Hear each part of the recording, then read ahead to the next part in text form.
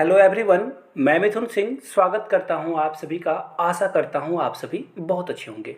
Army public school की अगर आप तैयारी कर रहे हो तो आपको पता होना चाहिए करंट अफेयर्स की क्लासेस यहां पे रेगुलरली आपको प्रोवाइड की जा रही है। अगर आपने चैनल को सब्सक्राइब नहीं किया है, मुझे नहीं पता आपने अभी तक क्यों नहीं किया है, क्योंकि यहाँ पे सारे सब्जेक्ट की तैयारी आपको डे बाय डे देखने को मिलेगी। तो चलिए बिना टाइम वेस्ट किए हुए वेरी फर्स्ट क्वेश्चन को हम लोग लेते हैं।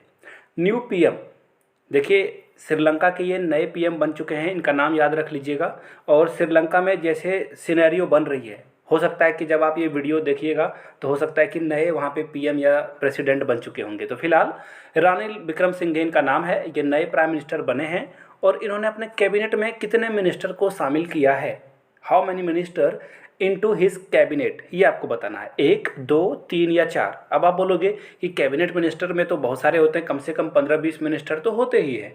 देखिए श्रीलंका में इकोनॉमिक क्राइसिस हो चुका है और जनता जो पब्लिक है वहाँ की, उनको जो है मंत्रियों नेताओं पे भरोसा कम है।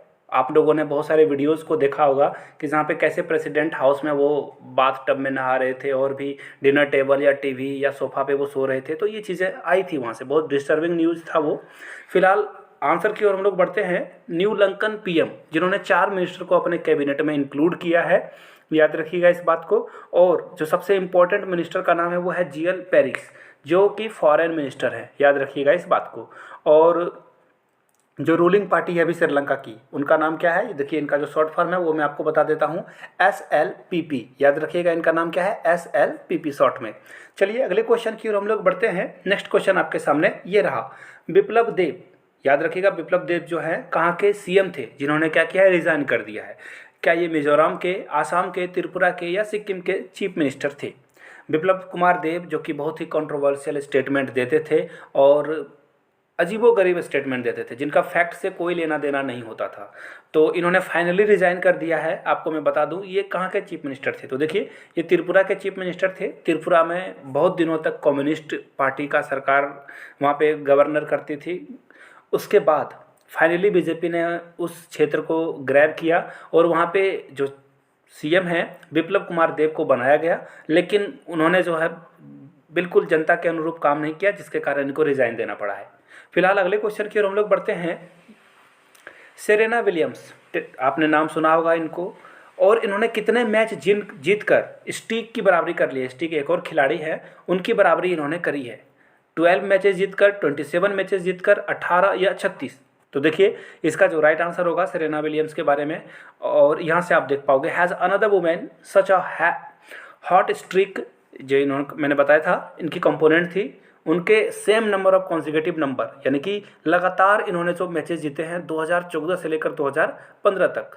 तो इन्होंने देखिए ये जो सेट है 6-2 और 6-1 से इन्होंने जीता था, जिसमें ये टोटल 27 मैचेस कॉन्जिक्यूटिव इन्होंने जीता है। याद रखिएगा बहुत इंपॉर्टेंट है ये। लगातार 27 मैच जीतकर इन्होंने जो है उनके रिकॉर्ड की बराबरी कर ली है।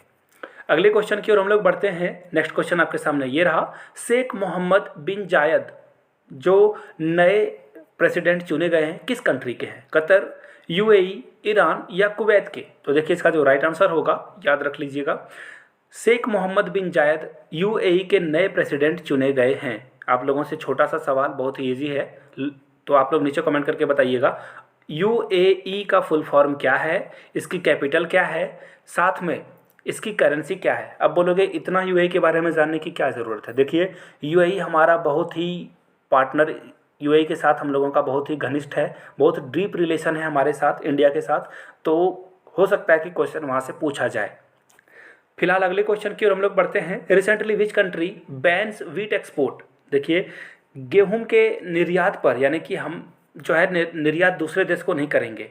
ये अब आपको आइडिया लग ही गया होगा कि हम लोगों ने, यानी कि भारत ने ये निर्णय लिया है। आपको पता ही होगा रसिया और यूक्रेन कॉन्फ्लिक्ट के बीच में वीट की जो है शॉर्टेज पूरे वर्ल्ड में देखने को मिली है। यूक्रेन बहुत ज़्यादा जो है वीट की निर्यात करता था, अलग अलग कंट्रीज़ को ये एक्सपोर्ट करता था वीट। और फाइनली यहाँ पे जो कॉन्फ्लिक्ट होने के कारण रसिया का जो यहाँ पे आक्रमण हुआ है, जिसके कारण ये जो गेहूं की निर्यात है वो अलग अलग जगहों पे नहीं भेज पा रहे हैं। आपको पता होगा यहाँ का जो एक पोर्ट है जहाँ से ये पूरे वर्ल्ड से कनेक्ट करते थे, रसिया वहाँ पर जो है अपने सैनिक को भेजकर इस पर कब्जा कर चुका है।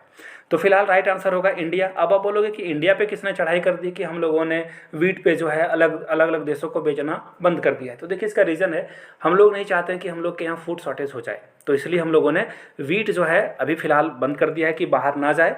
दूसरी एक और बात है, प्राइस जो है ना वीट की डे बाय डे बहुत ज़्यादा बढ़ रही है। इंडिया में देखिए दो मेन फूड है, दो जो हम लोग खाते हैं, पहला तो हो गया वीट, दूसरा हो गया राइस। तो सरकार नहीं चाहती कि एसेंशियल जो फूड है उस पे जो है प्राइस राइस देखने को मिले, इसलिए मोदी गवर्नमेंट ने बैन लगा दिया है गेहूं के एक्सपोर्ट पे। चलिए अगले क्वेश्चन की ओर हम लोग बढ़ते हैं। नेक्स्ट क्वेश्चन की ओर हम लोग बढ़ते हैं। नेक्स्ट क्वेश्चन आपके सामने ये रहा। देखिए आगे बढ़ेंगे उससे पहले आप लोगों को एक छोटी सी सूचना, इन्फॉर्मेशन, आपके काम की बात। एक्चुअली ये बहुत ही काम की बात है।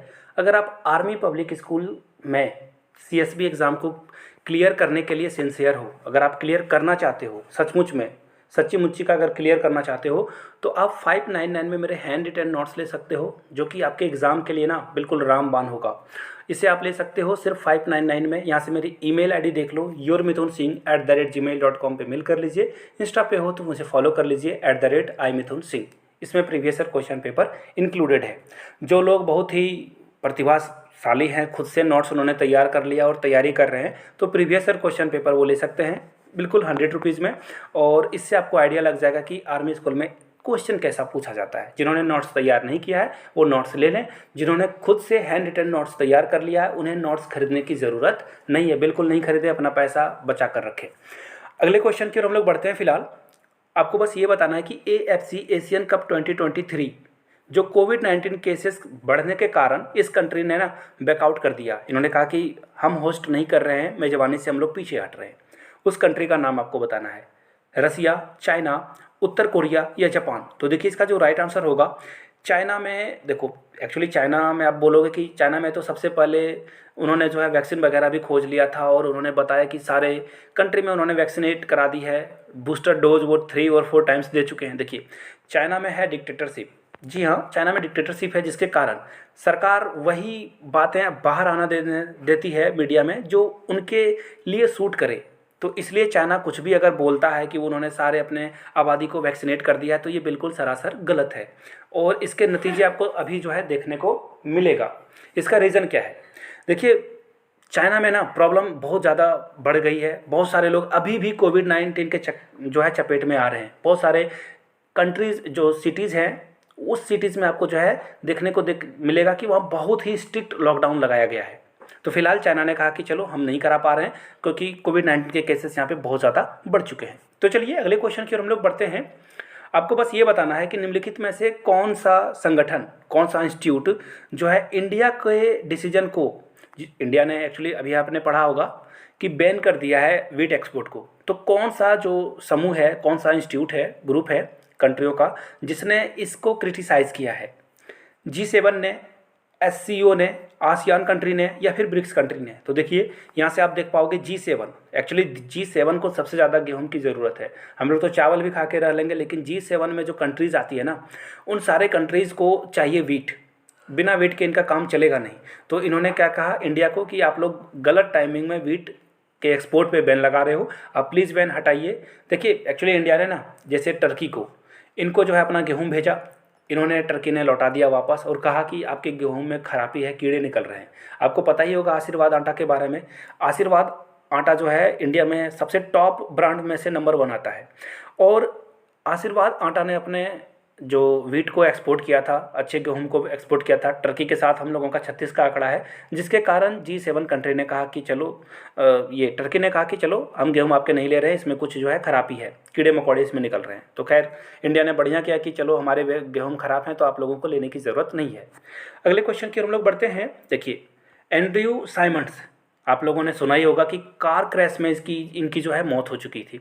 याद रखिए कि हरभजन सिंह के साथ इनका जो है मंकी गेट बहुत फेमस हुआ था ऑस्ट्रेलिया में। मंकी गेट में जिसमें देखिए आप इंडिया में ना किसी को गधा बैल बोल देते हो और ये आपको लगता है कि ये बहुत कॉमन है, बट याद रखिए ये बिल्कुल ही रेसिस्ट कमेंट है। आप वर्ल्ड लेवल पे इन चीज़ों से बचते हो, इस पर बहुत ही लोग आप पे नाराज़ हो सकते हैं। तो फिलहाल एंड्रू साइमंड्स की जो डेथ हो गई है वो कितने साल के थे। तो देखिए ऑस्ट्रेलिया के ये क्रिकेटर थे और जो कार क्रैश हुआ था इसमें इनकी मृत्यु हो गई थी। और शेन वॉर्न भी नहीं रह चुके हैं, ऑस्ट्रेलिया के क्रिकेटर थे, उन्होंने भी जो है दुनिया को अलविदा कह दिया है, उनके बारे में जान लीजिएगा। फिलहाल एंड्रू साइमंड्स के एज के बारे में बात कर लेते हैं कि इनकी एज कितनी थी। तो देखिए 46 ईयर ओल्ड थे और इनकी जो है डेथ हो चुकी थी। बहुत ही अच्छे फील्डर ऑलराउंडर ये थे। अगले क्वेश्चन की ओर हम लोग बढ़ते हैं। Recently which actor test positive for कोविड-19 और उन्होंने कांस में जाना कैंसिल कर दिया है। तो देखिए इनका नाम है अक्षय कुमार। 2-3 बार ये कोविड पॉजिटिव हो चुके हैं अमिताभ बच्चन के बाद, तो इनका नाम आप जरूर याद रख लीजिएगा। एक और मैं जीके आपको बता दूं कांस के बारे में। कांस फेस्टिवल में इस बार हमारे जो मिनिस्टर हैं अनुराग ठाकुर, जो कि यूथ मिनिस्टर भी हैं और साथ में जो है ब्रॉडकास्टिंग वगैरह की भी जिम्मेदारी संभालते हैं, ये यहाँ पे जाएंगे। फिलहाल हम लोग जाएंगे अगले क्वेश्चन की ओर। Russia suspended electricity supply to which country amid growing NATO tension. देखिए नाटो का फुल फॉर्म आप लोग जरूर याद रखिएगा, एग्जाम में ये आने के चांसेस बहुत ज़्यादा रहता है। नाटो में जो भी सदस्य है ना, अगर किसी एक कंट्री पे भी अटैक होता है तो सारे कंट्री जो है मिलकर उस कंट्री पे अटैक करेंगे। नाटो का बनाने का मुख्य उद्देश्य यही था। सारे यूरोप के कंट्री और अमेरिका इसमें शामिल है। उसमें आपको जानकर हैरानी होगी कि टर्की भी इसमें शामिल है। और रसिया ने इस नाटो कंट्री को क्या कर दिया है कि चलो भाई हम तुम्हें सप्लाई नहीं करेंगे बिजली, अब बहुत हो गया, अपना अपना देख लो। तो फिलहाल जो इसका राइट आंसर है ये देख लीजिए आप, फिनलैंड। फिनलैंड देखिए अगला कंट्री हो सकता है यूक्रेन के बाद जिस पे रसिया अटैक कर सकता है, क्योंकि फिनलैंड भी चाहता है कि ये नाटो में शामिल हो जाए और यूरोपीय संघ में भी ये शामिल होना चाह रहा है, क्योंकि अगला जो खतरा है इसी के ऊपर मंडरा रहा है। तो फिलहाल रसिया ने कहा कि हम तुम्हें अपने जो इलेक्ट्रिक सप्लाई है उससे आपको वंचित रखेंगे। फिलहाल अगले क्वेश्चन की ओर हम लोग बढ़ेंगे। एक्चुअली अगला क्वेश्चन है नहीं, इसकी स्क्रीनशॉट आप ले लीजिए। The quick points of the day की बारी है।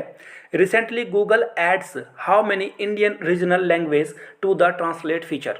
आप गूगल ट्रांसलेशन से बहुत बार आपने ट्रांसलेट किया होगा बहुत सारे सेंटेंसेस को। तो इसमें इंडिया के टोटल नए 8 इंडियन की जो रीजनल लैंग्वेज है इसको शामिल किया गया है अपने गूगल ट्रांसलेशन के फीचर में। फिलहाल अगले क्वेश्चन की ओर हम लोग बढ़ते हैं। 116th मीटिंग जो है पार्लियामेंट में हुई थी इंडस कमीशन के बीच में। तो आपको बताना है कि न्यू दिल्ली में जो ये मीटिंग कर दी गई थी परमानेंट इंडस कमीशन की, तो इसमें कौन कौन सा कंट्री शामिल हुआ था। तो देखिए इंडिया और पाकिस्तान के बीच में ना इंडस पे जो है डिस्कशन चल रही है कि पानी कितना इंडिया को मिले कितना पाकिस्तान को मिले। इस पे जो है अभी दोनों कंट्री के बीच में जो है कॉन्फ्लिक्ट चल रहा है। अगले क्वेश्चन की ओर हम लोग बढ़ते हैं। According to recent reports which country opposes the entry of Finland and Sweden into NATO. अभी मैंने बताया देखिए तुर्की नहीं चाहता है, टर्की एक्चुअली इनका नाम बदलकर देखिए तुर्की हो गया है, टर्की का नया नाम तुर्की हो गया। इस बात को याद रखिएगा, एग्जाम में शायद ये पूछ ले आपसे। तो टर्की ने क्या किया है ना कि फिनलैंड और ये जो स्वीडन है इसके शामिल होने को लेकर अपोज किया है, अपना जो है मत जो है इनके खिलाफ रखा है। याद रखिए टर्की ज़्यादा दिन तक ये कर नहीं पाएगा क्योंकि यूएसए इसको दबा देगा, क्योंकि अभी टर्की की हालत बहुत ख़राब है। वहाँ की जो करेंसी है वो दिन ब दिन जो है लीरा वो दिन ब दिन गिरते जा रही है। इन्फ्लेशन रेट बहुत हाई हो रहा है वहाँ पे, और यूएसए अगर उस पर हेल्प नहीं किया तो ये भी कंट्री जो है श्रीलंका की तरह क्रैश कर सकता है। तो फिलहाल आज के लिए इतना ही आप सबके लिए। अगर आपने चैनल को सब्सक्राइब नहीं किया है तो सब्सक्राइब कर लीजिए, और वीडियो पसंद आया हो तो वीडियो को लाइक करें, ज़्यादा पसंद आया है तो अपने दोस्तों और रिश्तेदारों सहेलियों तक इसको ज़रूर पहुँचाएँ। Thank you so much.